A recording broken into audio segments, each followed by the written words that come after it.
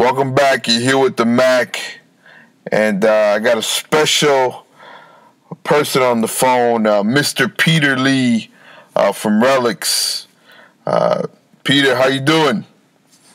I'm doing well, thank you, Mac, and thank you so much for that introduction. No, but today I'm especially excited. I am just giddy like a schoolgirl. Why is that, Peter? Because somebody extremely important and somebody extremely fantastic decided to join my team, and that has made me giddy as a schoolgirl. And that is Mac 007. You joined my team, yay! Yeah. So yeah. All right, guys. So here's the deal. I am part of the Relics team. All right, and to be honest with you, I've been researching Relics, and a lot of you from my days when I was in New York, and I would do the live stream, and I remember talking about Relics. You guys remember, and I remember also I had a good person tell me about Relics, the Lion, who I don't speak to as much, but guys, this is really, really so I'm really excited about it. And it's about the humility, it's the team, and the professionalism. They got that right balance, and I'm really excited, really, really excited to be a part of the Relics team, and to learn from Peter Lee. You know what, Mac? You're not as excited as I am. I am over the top. That's great. Not only because of what you represent during the weekdays, but because of what you represent during the weekend as well. Wow. Appreciate that, Peter. Very it's a blessing. It's a blessing, and I think this is just a very, very important step in my life, and this is going to be a great journey. And I believe in Relics, and I'm glad that Relics believes in me, and I take that as a great honor. And I'm going to do my best to share Relics with those who want to listen. That's 110%, brother. We're behind you, 110%. And I appreciate that. So, with that being said, I guess we got that out of the way. Yep. Now, let's talk, I guess, Belarus. Can we talk Belarus? Yeah, Belarus. We are, as you know, but some of the listeners may not know. At the core of Relex is the concept of definitely at the emerging markets, right? So we want to be at the emerging markets because that's where the highest gains, highest return on investment really comes from, right? So emerging markets is number one. The second concept, which is equally important, is we want to be at those places where people do not have the ability to help themselves out of a situation, right? So by that is no matter how bad the inner cities of the United States is, if you work hard here, right? If you're willing to just invest everything you have, you could make yourself. I'm not saying that you become a millionaire, but you could make yourself come out of that situation, and your child could become a millionaire, right? And that's the type of society that we're living in. But there are many societies out there where people can't really, no matter how hard they try, they can't dig themselves out of that situation because they're just locked in. there's a caste system, and that's basically where we want to build, so that we could help those people who can't help themselves, right? And so that's the second concept, right? And those two concepts are really perfectly aligned with the country like Belarus, right? Where they're emerging market, and so return on investment is huge, and as long as you have the right connections with inside the government, the what do you call it, the risk is actually greatly reduced, right? And then thirdly, we get to help kids who can't help themselves, right, out of a bad situation. So Belarus matches our philosophy so perfectly that we really had no choice but to open up an office there and move forward, and it's moving forward fantastically, and we have high hopes for it, and the government is accepting us with open arms. Wow, I love that. So is there any way we can talk a little bit about the government? Sure. Okay, so if you can expand a little bit more about what you mean that the government is with open arms. Well, the government realizes, the government of Belarus realizes that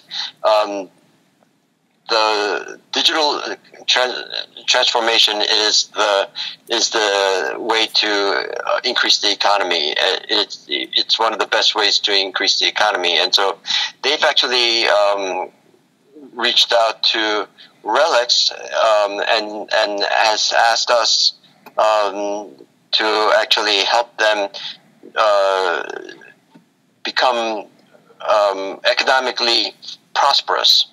And although we are not macroeconomists, and we don't have PhDs in macroeconomy, we do understand a thing or two about digital transformation, and so we were happy to just lend a hand and help them understand digital transformation just a little bit, and for that they were very grateful, and they said they basically accepted us with open arms to say, hey, you know what, feel free to build and do business here. And we saw, and it's not that we were going to get any special treatment from the government. The government was just very kind to us, and they didn't actually promise any special favors, but because we saw that it actually matched two of our strategic goals, we decided, you know what, let's go into Belarus, because where else can we find an emerging market where we could actually help the children to economically help those kids who can't help themselves, number one, but number two, really to grow in the environment where the government was grateful for a small little help that we did, so that we actually know that we're not going to be strong-armed out of the country right after we set up office there. Yes. And from what I'm to understand, the president of Belarus has been in power for many years, and so it's not like a topsy-turvy government where 1 year you have wind blowing southern wind, while the next year you have northern wind blowing. So for that reason, really, we found Belarus to be the perfect market, and we decided to open up office there, and so we are actually proceeding forward with that. Awesome. I mean, what you're saying is just, to me, it makes a lot of sense, and I love the,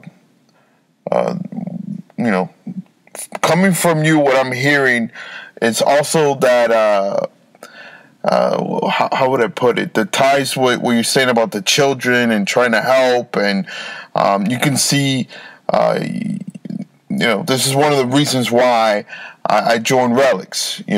It's not only just about the professionalism, but it's about the passion, the consideration, the heart. So, I mean, wow, what's not to like about what you're saying, Peter? Just really, really exciting. Really exciting. Well, thank you. So, now, I guess we got another one too. Can we talk about Brazil? Oh, Brazil. Yes. Brazil is actually a very similar story. Brazil is a dichotomy of economic development, right? So what I mean by that is right next to the multi-million-dollar homes are these poverty beyond poverty homes that resides right next to each other, divided by a single road, right? Wow. And if you're from one side of the road, you don't mingle with the other side of the road, and if you're from the wrong side of the road, the only way for you to really escape the poverty is to become a soccer player. And besides that, there's really no way out of the poverty, right? And for that reason, we decided to again go into Brazil for the same reasons that we decided to go into Belarus and create the same kind of economic dynamics behind building and doing business in Brazil. But as far as Brazil is concerned, though, we don't actually have contact in the government per se. But Andrea Garcia, who actually happens to be an ambassador to UN, has spoken with me and she heads up economic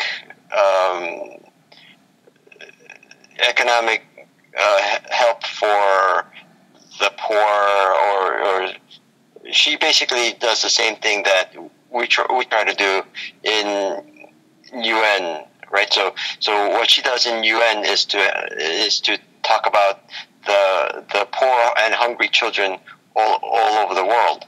And basically in Relex, that's what we try to do, right? We try to help the poor and hungry children all over the world by putting a building right next to them so that the money can come into them, right? Wow, love that. Right. So in the same way, Andrea heard that one of our key mission is to help the poor while providing 20+% of rate of return on the investment, and she was just it matched in line with her goals so perfectly that she decided to help us build a relationship with the Brazilian community, and so we're actually going into Brazil as well basically for the same reason. And what's really amazing about Brazil is that I hate to say this, but the Brazilian government has their hands tied, right? Wow. And no matter how much they try to help, there are multiple forces that keeps them from being able to really help people a lot. And so what's great about Relics going in is that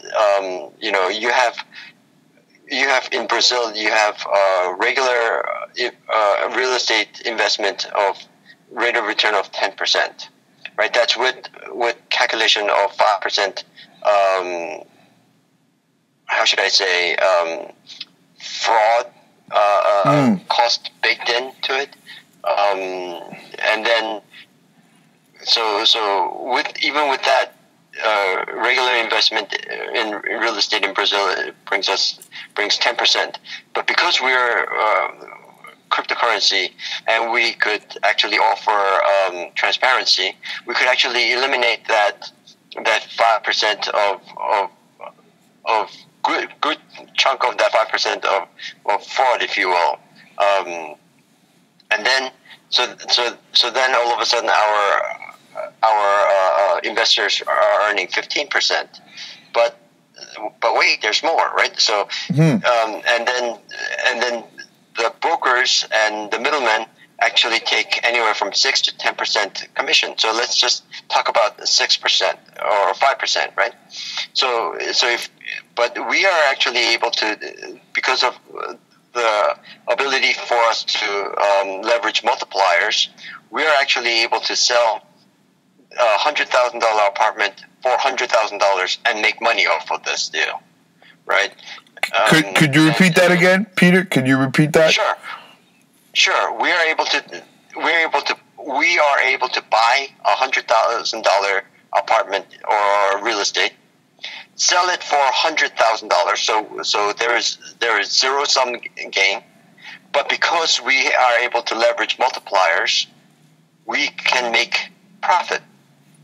So the investor who purchases a real estate through us is able to earn 20+% on investment, because right off the top, the 5% reduction in fraud and 5% reduction in commission, right? They are actually able to buy it for at the minimum 10% below the market price. So that's a win for the investor. It's also a win for the developer, because the developer has a distinct advantage over every other developer, because they're able to sell it for cheaper, right? And so they're able to move it faster. And it's a win for Relics team, because Relics team gets to make a lot of money using multipliers, leveraging the concept of multipliers, and so we are able to sell it sell it at cost and make money off of this. So it's a win-win-win situation. Wow. And so we're talking about 20% rate of return for real estate in Brazil. On top of that, we decided to build right by the dividing road, so that we bring the money closer to the poor communities. So you're actually helping. Not only are you gaining 20% on real estate, you're also gaining the idea that because you just bought that unit, you've just helped a couple of kids get a job. Wow.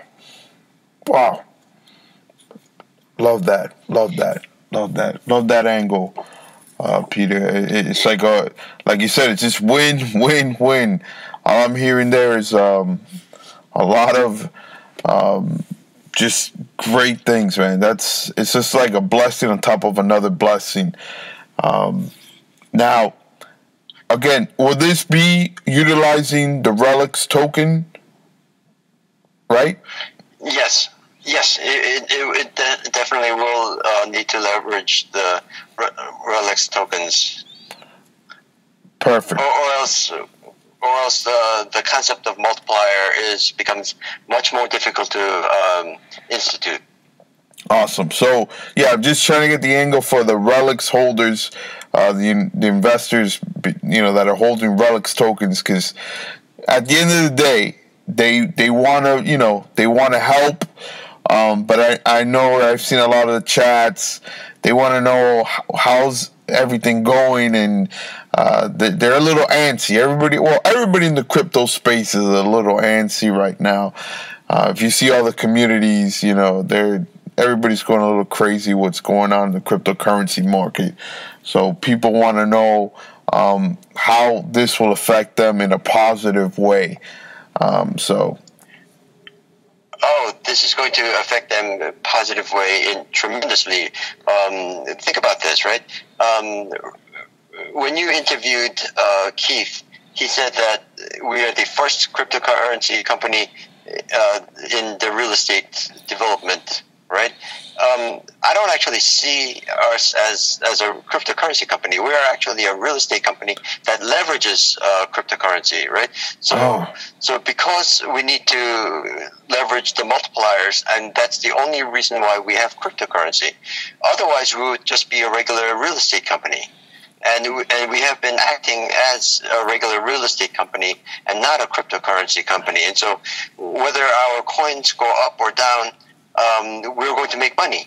And unlike a lot of these other cryptocurrency companies where they rely on the value of cryptocurrency going up, we actually rely on the traditional profit structure and traditional tried and true business models, right? And so, wow. If our business models are tried and true, and we become profitable through generating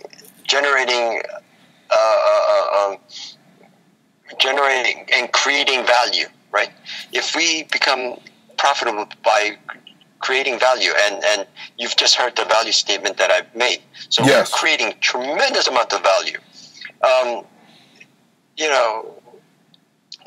The price of cryptocurrency will increase, and I have no doubt about that because we're going to be while everybody else, every other company, cryptocurrency company is trying to create value through their coin. We're trying to create value through tried and true business models. And so we will become profitable. And if we become profitable, our coins have no other choice but to increase.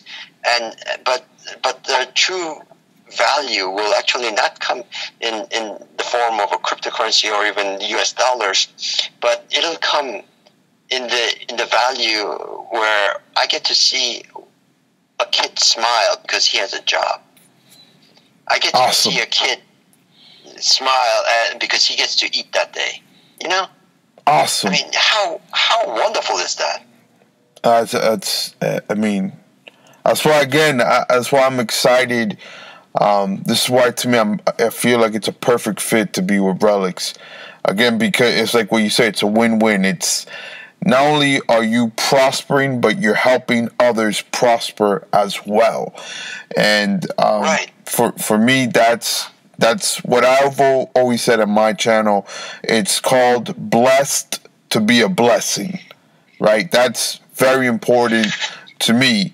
And I know, talking to you, I know you have that same passion, that same type of heart. And again, that's why, to me, going back to the beginning, this is a perfect fit for me, And if you guys are listening, it just makes common sense. It's mathematics, And I love how you put it. We're a real estate company, just utilizing the cryptocurrency, the crypto market. But wow, really well put. Really well put. Yeah, but I mean, even if you're just a money grabbing, money hungry person, right? Who doesn't care anything about anybody else, right? Yeah. Even if that person, right? We are offering 20% return on investment. Now tell me, how many places can you really get 20% safe investment, right? We're not talking about the 300% gains you get through cryptocurrency because one day you get it, the next day you lose it, right? Yeah. I'm talking about stable, safe investment that gets 20% return on investment. How many places can you say that you could get 20% return on investment? Yeah, it's not. I mean, I'm trying to think. Right. The way you're saying, right. I mean, the way it's structured, I can't come to mind right now. Right. So even if you don't care about anybody else, even if you only care about money, right? We can get you 20% return on investment. That's awesome. And if you actually care about others, then we could get you the warm and fuzzy feeling that you've actually helped a kid who couldn't help themselves. That's awesome. That's awesome. I mean, that's really well put. That's really well put. And we're going to see that with Russia and Brazil, and I guess that's why Andrea from the United Nations is a perfect fit as well. What you guys are doing, I mean, it's just amazing. I'm very proud of that, because for me, it's a perfect fit. Finances and helping. It's like the way you put it. Both angles here. And it's just really exciting. Really exciting. All right, so we touched on Belarus. We touched on Brazil. Can we talk some Coinbase? Coinbase, yes. All right, let's talk Coinbase. Okay. We just had a meeting with Coinbase today, and Coinbase is actually setting up a pilot program with compliance, and they've seen that that the CEO and the director of operations, which is myself, basically both have anti-fraud background, and for that reason, they invited us to take part in their pilot program, which is the compliance, coin compliance, and one thing that I definitely want to do over and over again is to reiterate that if you're a man who took other people's money and they've entrusted you with their funds, you should really take it seriously and guard it much more so than you would guard your own money, right? Yes. And for that reason, I just wanted to, because right now a lot of cryptocurrency has a bad reputation, and there are some good cryptocurrencies out there. It's just that 92% of ICOs have actually failed, right? Or they have gone, not failed, but they have defrauded their investors, and so but I think we could, if we put some structure around cryptocurrency, I think we could protect a lot of investors and consumers, and so we chose to take part in their compliance projects, so that we could make sure that we could help those people who are defrauded, or who will be defrauded if we didn't help them. You know what I mean? Yes.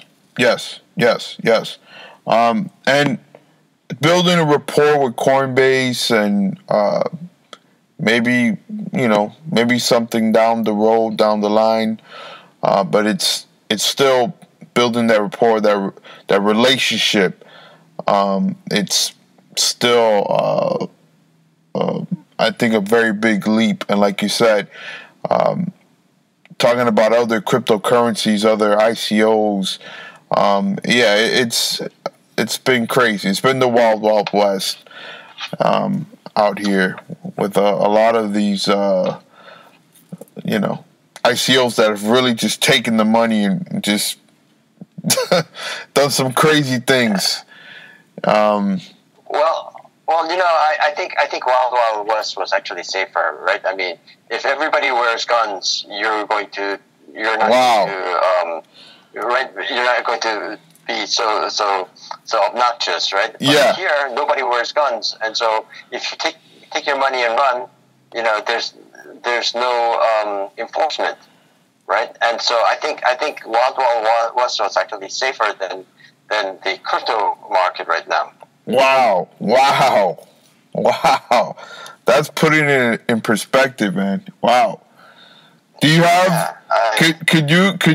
I mean, I know it's a delicate subject, but could you maybe elaborate? Not, you don't have to name a crypto or, but I'm pretty sure you probably know some things about other projects, or is there any stories you could share without giving away some names or certain things, if something that you know of? Well, yeah, sure. So one time, there was this individual who actually came up and said, the one thing great about cryptocurrency that the banks will never be able to do is that in cryptocurrency, I have the ability to know that you have at the minimum a specific amount of money and that all I have to do is look into your wallet and ask you to transfer over a small piece of coin from that wallet to me, and then I know that you have the key to that wallet, and so that I know that you have the money. And there's absolutely no way for banks to actually prove that I have U.S. dollars in their bank account. And he's right, but what about enforcement, right? Yeah. So what I mean by that is okay, so you know that I have $10,000 in my wallet, and then we make a deal, and then I back out of it, and then I steal your merchandise, and I take the money and run. Right? Where's the enforcement? There can't be enforcement because there's such thing as what do you call it, anonymity in cryptocurrency, right? Well, not completely, but if the money is small enough, people aren't going to go to the extent and go through the headache of trying to figure out actually at what point you decided to cash out. Yes. Right. Yes. And there's a lot of exchanges that will not tell you who actually made the final exchange. So I said, as great of a vehicle that it is, there is no enforcement, and without enforcement, it's useless, right? Yeah. So for example, there's a exchange which actually decided to hold people's cryptocurrencies, and they refused to release it. And this Turkey-based exchange has been notorious about not releasing their coin, other people's coins. But there is absolutely no enforcement that can be done. You can't force them to release other people's properties. Wow. And for that reason, so yeah, I know that you have so much money in an account, but where's the enforcement, right? And that's a short. People don't understand that, and they are very short-sighted about the enforcement side, which the traditional business have actually been addressing for hundreds and thousands of years, right?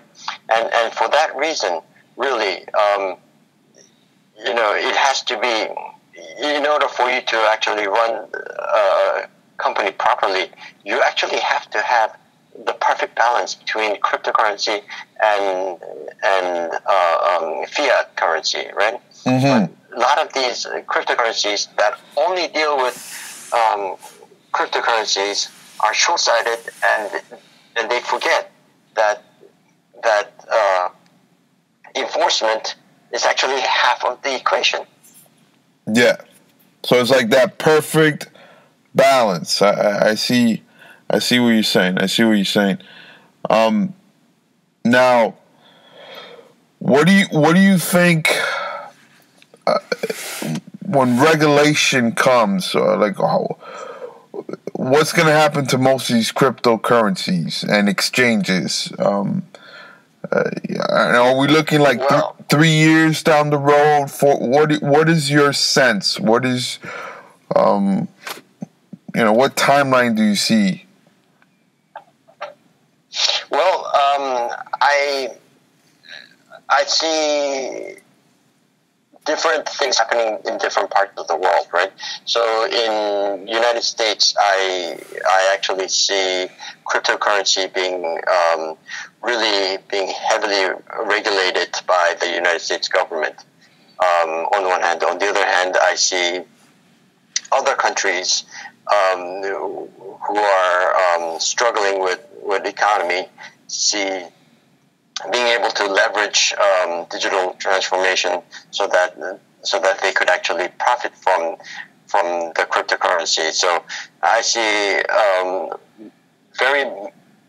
a lot of moving pieces that's going to butt heads with each other, and in the final analysis, it's going to create an industry which is going to be very useful. I see cryptocurrency as the internet was back in the early 1980s and early 90s and late 80s, right?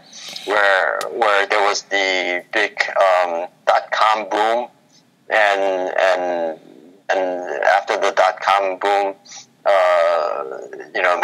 many .coms went broke and went belly up. But while they were doing that, the CEOs of those .coms really made a lot of money, and they walked away wealthy men, and left everybody else to be broke. I basically see the similar thing happening in cryptocurrency, and I guess that's the reason why we are so focused on helping the regulators, or working with anybody who is trying to help put some structure around cryptocurrency to really work with them to put together a structure that will.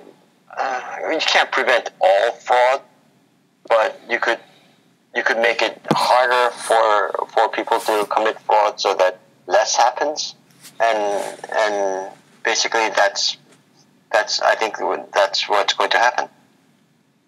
Wow, I like that answer. So, I guess moving forward, Peter, I guess we touched on. I joined the team. Again, I'm very excited about that. Not as excited as I am. We touched on Belarus. We touched on Brazil, and we touched on about Coinbase. Is there anything else you would like to mention? Anything you would like to say before we come to a close here? Yeah, that it's company policy to actually go into a country that starts with a letter B. No, I'm just joking. Seriously, up until now we have really been stagnant because it's you remember that movie Crouching Tiger, Hidden Dragon? Yes. And that's basically what Relics has been, because we have been the Crouching Tiger and Hidden Dragon, ready to strike, and we've just been making sure that all the I's are dotted and all the T's are crossed, and we've been anxiously waiting to strike. We are hungry, and we're going to strike very soon, but we don't want to strike half-ass. Yes. You know what I mean? Yes. I mean, yes. To strike half-ass is to do our investors huge amount of disservice. And, Yes. And like I said, you know, if somebody trusts you with money, you have to take care of that money much better than you would take care of your own money. And there's no way I would take care of my money that way. So you know, a lot of people have been coming up and asking why we haven't struck yet. That's because I'm a very meticulous person, and I definitely want to make sure that everything is ready and set before we strike. But when we do, it's going to be like tiger pouncing on a meat. On a meat. I like that. I like that. I like that. Well, you're hearing it from the great Peter Lee. Again, I'm really excited to be with Relics, and guys, I mean, what's not to like? I mean, you're getting great information here. Again, if this is your first time hearing about Relics, go check them out on the Medium. Go check the Relics Telegram. Relex.io. Relics.io. Go check out Relics.io. I mean, there's a lot of great information out there. I'm going to be putting out more information as you know, moving forward, and there's going to be more interviews. So, guys, I mean, you've heard it from Keith, you're hearing it from Peter Lee, and there's going to be more to come. And this is just the beginning, and I like how Peter Lee just closed this interview. I mean, I'm pumped. I'm pumped, and I'm really excited for this. All right, Peter. All right, Mac. It was a pleasure. As I seem to recall, last time we met, I was to be Wendy's because you were Mac, and JT was the king. He was the king. Burger King. I was the Big Mac. He was the. I remember that, and I remember that speech. I don't think we'll go into that, but I remember how you closed that interview. It was very powerful, very powerful, very powerful. I remember, but man, again, just very. The word for me is that I feel very blessed to be a part of the Relics and to be a part of this.